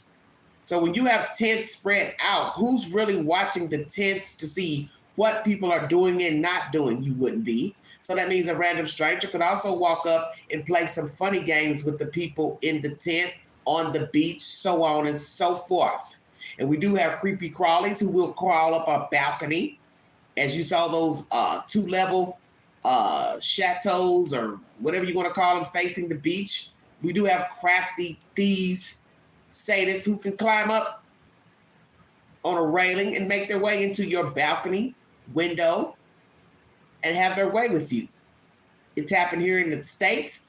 People have climbed up 2nd, 3rd floor landings to assault a woman. Jimmy a glass door, sliding door. That's why they tell you, you're not even safe even on a 2nd level, 3rd level with a glass door open or windows open or French doors open, unlocked, because we have people who know how to climb. But initially it said, did it just say Taylor Casey missing? It was just a little printout buried on the bottom of some bulletin board. And again, Brian Enton had a tweet that said, the Right there. ASHRAM Look at emailed that. me this morning asking me not to come back. It says, I should point out that the ASHRAM is a place of meditation and learning, and visits by reporters will be destroyed for our guests and interrupt our teaching. As a result, we are not allowing reporters to visit. I mean, that's just foul. Exactly. So now Brian Enton is also lying. So we have Colette and Miss Williams saying they were not well received. Anna never came out to address Lassing Taylor, although she's the one that called Colette to tell her her child was missing. She asked about where Hannah was, and they said, oh, she's in a class. She never came out. And Colette feels like they were hiding her.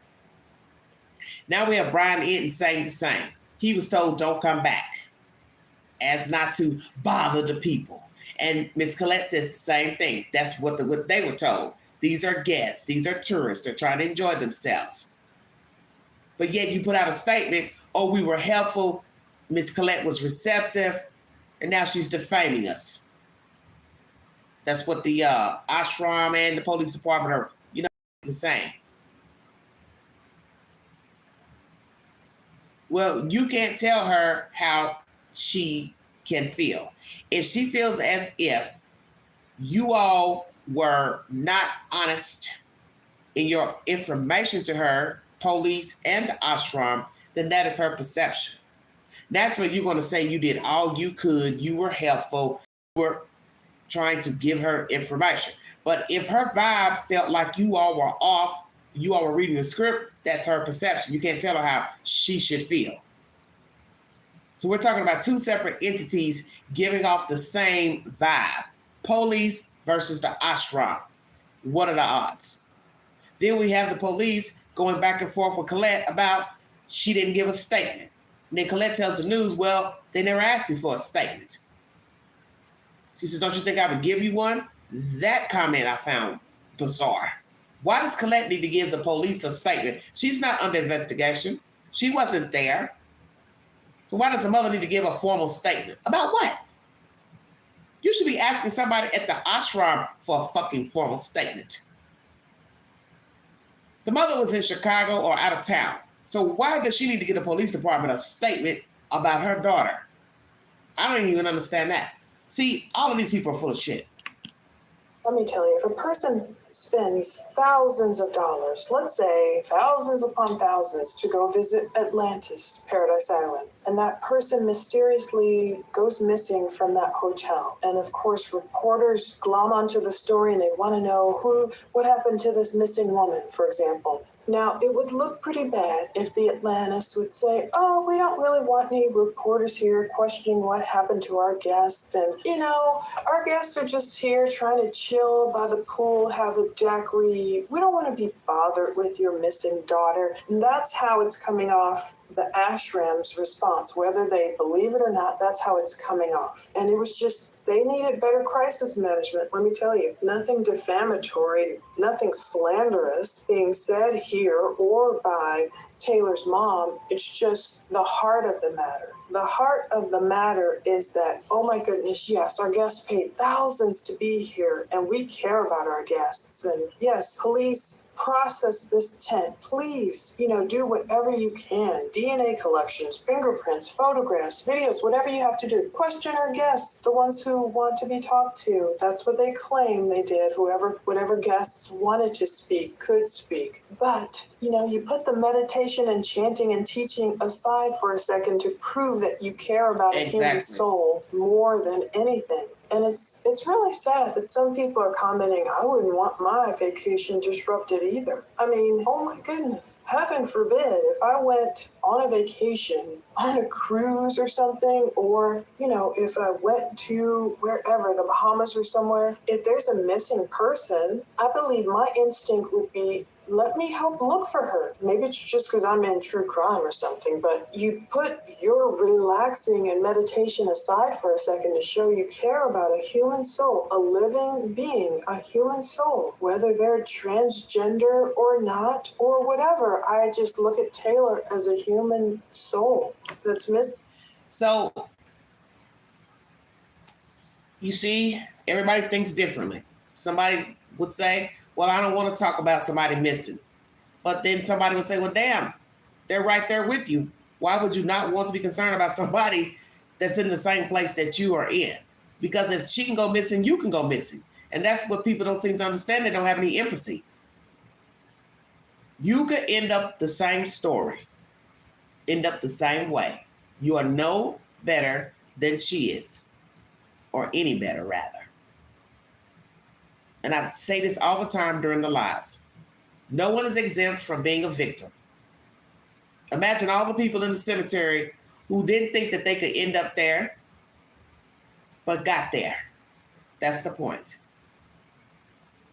I'm supposed to believe she got up and got on an airplane, flew down there and thought she was going to go missing. Probably not. Probably not. Where is Taylor Casey? What happened to her? Did she go missing at the ASHRAM? Or did she go off to the mainland and met with foul play? But if that happened, Journal and phone get back to the water near the ASHRAM. Then we got to ask how many feet away from the ASHRAM were the items found. Because they're telling you 50 feet deep in the water, but where did the water sit versus the ASHRAM? You see what I'm saying? Right in front, to the side, what? Why would her journal and phone be in the water? That's very bizarre. Her purse, other effects missing. Passport missing. So what are the odds? Phone, journal in the water, and then your passport is missing. Make it make sense. Missing, and it's just sad. So I don't know. I really hope her mom can get some closure and her friend can get some closure. We'll just keep up with this case. Mark 10:29. Truly I tell you, Jesus replied, no one who has left home or brothers or sisters or mother or father or children or fields for my sake and for the gospel will fail to receive 100-fold in the present age, houses and brothers and sisters and mothers and children and fields, along with persecutions, and in the age to come, eternal life. I'll tell you what, the one thing that did my heart good was the fact that Taylor had a Bible down there with her. And I know we can get all into legalism and semantics and theology and everything, and to me, it's just encapsulated in love our neighbor as ourselves. God doesn't want anyone to perish. Let's just think about the person, and controversy aside. That's why a lot of people wish they would have known more about the case initially. But I tell you what, it is sort of a stain on this ASHRAM, their response. I'm not saying they had anything to do with it. Again, a lot of times the most obvious thing is what it is. It might not be some elaborate plot of some person coming and, they said they could hear Taylor zipping and unzipping her tent. I believe that night they believe it was her, but they did not, witnesses did not see her. Exactly. Did not She might have see. late that night, June 19th, unzipped her tent. She had been there, a couple of weeks at least already, maybe more than 2 weeks, and decided, let me just take a little walk on the beach, or I don't know what happened. I pray for answers, but to me... Right there, I'm going to stop. Exactly. What happened? Nobody saw her zip, unzip. They keep changing the time. First, it was 11:30. Then when they talk to that person, she says, oh, somebody else told me. They heard it unzip. So see, once again, he said, she said. Now, weeks later, it's 11 o'clock. She left. You can't say she left if you didn't see her leave. So do you have her on camera going to the tent and coming out June 19th? Do you have footage of her walking away from the tent? If so, what time did she leave the tent? That's all. Everything is really simple. Simple math. Show the mother footage of her child entering the tent, exiting the tent. And once again, why was the pink phone case on the floor? Most people keep their phone in their cases. That's the purpose of having the case, is to protect the phone so it doesn't get cracked, broke, come apart. So did she normally take her phone out of the phone case? Feel free to go watch that video, the beginning of this live, to see the phone case inside of the video. It's inside of the tent. Her belongings. The phone case is on the floor. And as I said, I can't see a person going in the tent doing something to her because wanting to make too much noise. You can see through a tent, through shadows. Too risque. Then you got to get her out of there if you want to dispose of the body.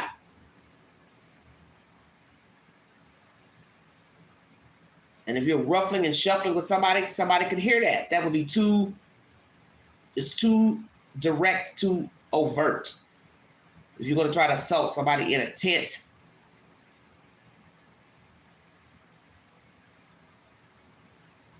Did she make friends on the trip? Did she make enemies on the trip? Did she flirt with anybody or have any type of relationship with somebody, sexual and or whatsoever? Was somebody attracted to her, but she wasn't interested? What's the deal with the white lady in the long hair sitting up on the stage? Or was the lady just going up there to be helpful and Taylor felt some type of way with having her up there? Because you see she was wigging out. Something was going on with Taylor, and that needs to be addressed. Who she really is, besides being a man. Because I believe there might be more to the story than just somebody disappeared in Paradise Island. Could this person have some type of mental disorder, anxieties, and was known to wig out in certain situations? Because her behavior up there was not good. And it's a bit extreme for a then 41-year-old woman. That's something children would do. Do all that hand motion and throwing their hand out and facial. Grown people shouldn't be doing that.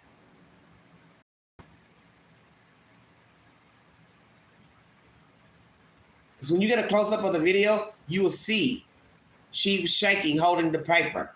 So perhaps the lady saw that from the audience. Okay, I'll go up here and make her feel more comfortable to have somebody else up here singing with her.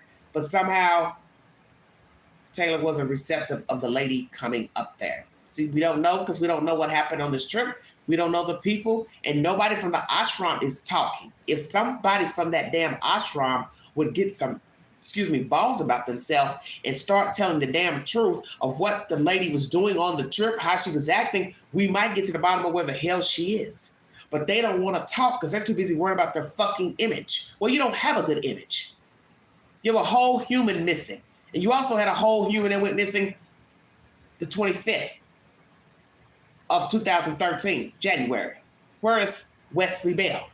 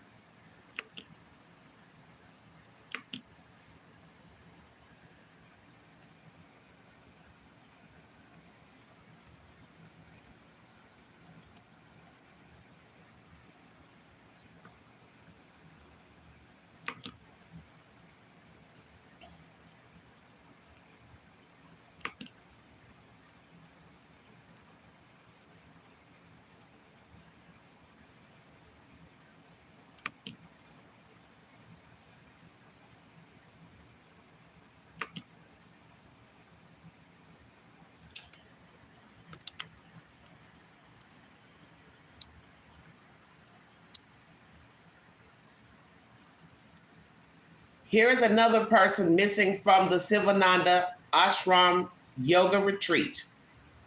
January 25th, 2013.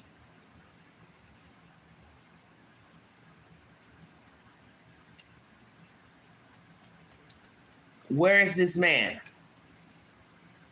Missing on a Friday, 25th, January. Local and American authorities have been notified, and the search continues. There's no evidence of foul play.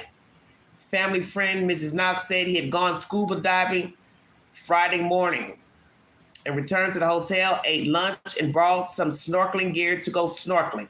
He has not been seen or heard from since. The hotel checked his room on Saturday and found he had left his cell phone, passport, money, and laptop in his room.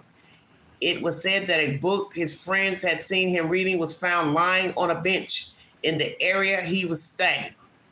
His parents, Marie and Don Bell, received a card from him Tuesday, January 29th, mailed several days prior to his going missing, with beautiful orchid flowers on it. He told his mom and dad that he was enjoying his trip immensely and that he loved them.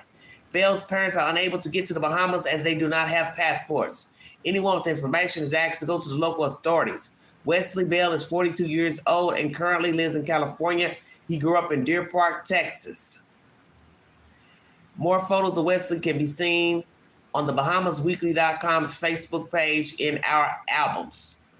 So his parents could not go down to see about their son, which is a horrible situation. So now you see, you got to get a passport just in case you may have to go check on your loved one who's overseas. Because that was something I thought about with Colette. I said, well, she flew down there. She must have had a passport, because you have to have a passport to be able to enter, to cross over to the seas.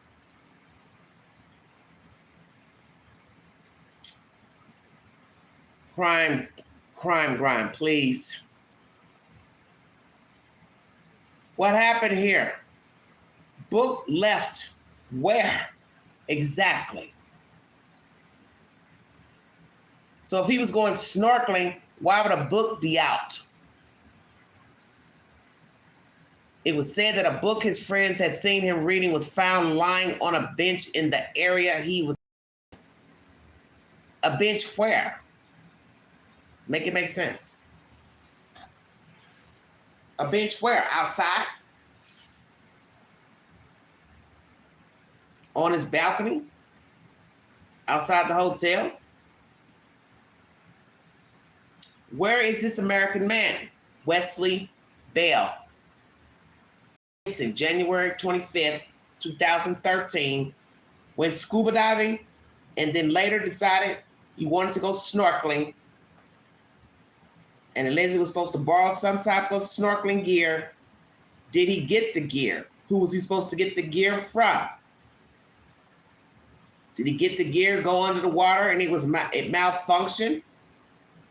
And usually when you go snorkeling, you don't go very low, do you, in the water?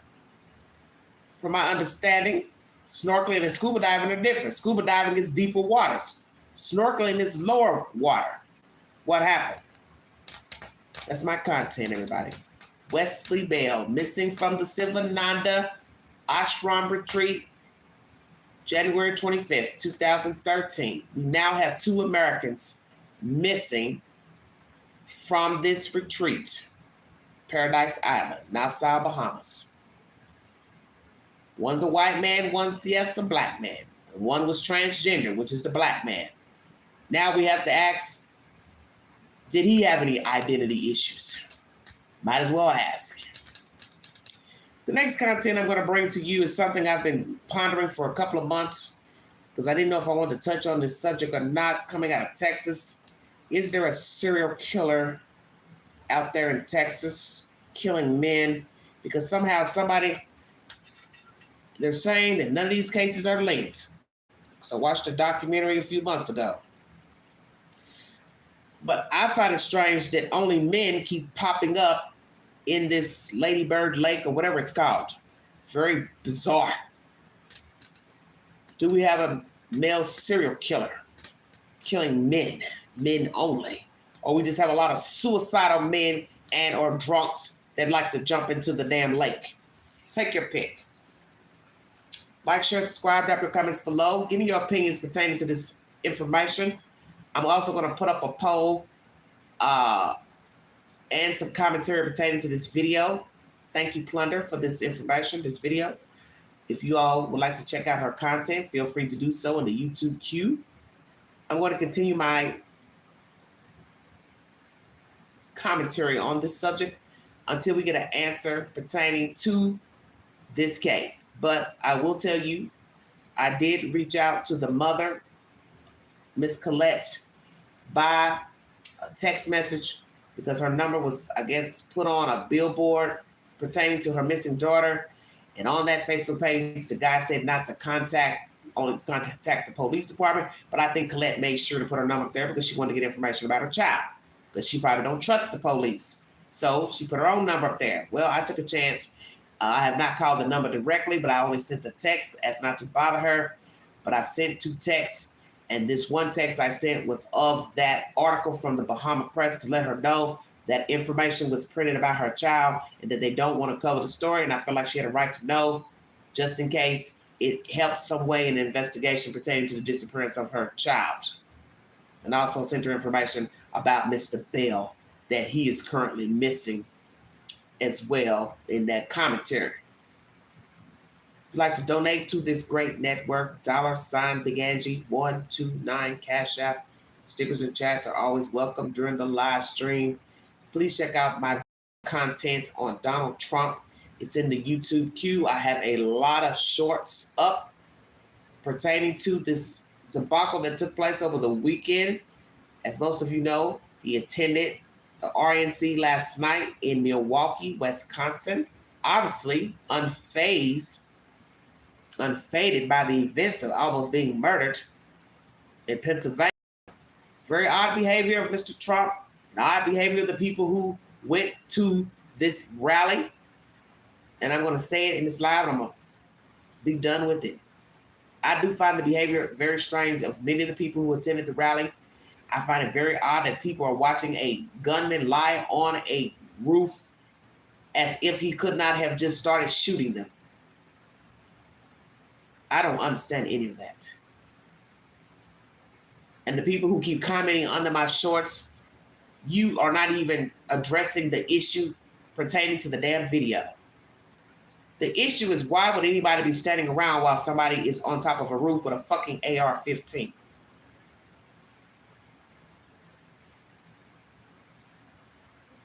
I don't want to hear anything about who called the police. That's one person calling the police to your knowledge. That has nothing to do with you standing there watching a person on a roof. Makes no sense to me. And that's the whole point of whatever took place in Pennsylvania. All those people were in different places. People in rafters, people in the audience, people spread out. And trust me, everybody was not looking in the same direction, because everybody's mindset is different. That's why I was saying, you are standing there watching a gunman on top of a building, and all you can do is stand there and gawk and point instead of thinking, maybe I should run.